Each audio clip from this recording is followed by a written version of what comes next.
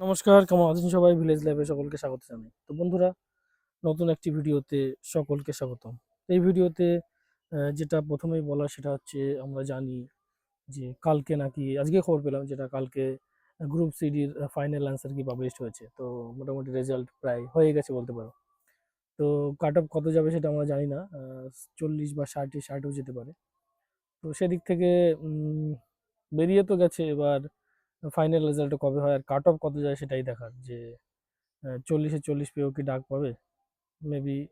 এত প্রশ্ন সহজ ছিল শোনা যাচ্ছে যে সকলেই ফুল নম্বরও পেতে পারে। তো যাই হোক, সেটা দেখার যে ফাইনাল রেজাল্ট কবে দেয়। আর প্রাইমারি তো ইন্টারভিউ প্রসেস আটকে গেছে। আর নবম দশমের যেটা ভেরিফিকেশন হওয়ার কথা ছিল সেটাও কি আটকে যাবে, থমকে যাবে, সেটাও দেখার বিষয়। তো তাদের যদি না আটকায় তাহলে প্রাইমারিটা কেন আটকাবে, সেটাও একটা কিন্তু প্রশ্নের মুখে রয়েছে। তো যেহেতু চাকরি প্রার্থীরা বহুত দিন থেকে অপেক্ষা করছে, তাদের 17-র পর থেকে কিন্তু তাদের আর রিক্রুটমেন্ট হয়নি। 17 নিয়োগ প্রসেসটাই কিন্তু যেটা হলো লাস্ট রিক্রুটমেন্ট 2021 বা 22-এ, সেটাই কিন্তু হলো। তো তাও 17-র অ্যাপ্লাই হয়েছিল সেটা।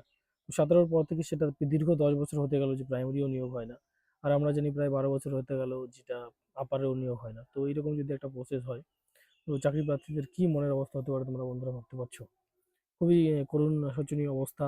এই পরিস্থিতিতে সরকারকে অবশ্যই ভাবা উচিত ছিল যে রিক্রুটমেন্টটা অবশ্যই করানো উচিত ছিল ভোটের আগে। যে কারণে হোক, ডেলে টেলে হয়ে কি পরিস্থিতি হবে আমরা কেউ জানি না। সামনে বড় সুযোগ আসবে সকলেই আশ্বাস দিচ্ছে, কিন্তু সেই আশ্বাসে কি আর মন ভরবে মানুষের? মানুষের মন তখনই ভরবে যখন সে পেয়ে যেত জিনিসটা।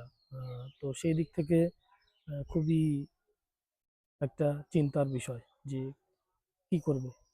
তো দেখা যাক নেক্সট ভবিষ্যৎ কি হয়, আমরা কেউ জানি না। শুধুমাত্র অপেক্ষা করারই আমাদের হাতে রয়েছে, আর কিছু আমাদের হাতে নেই।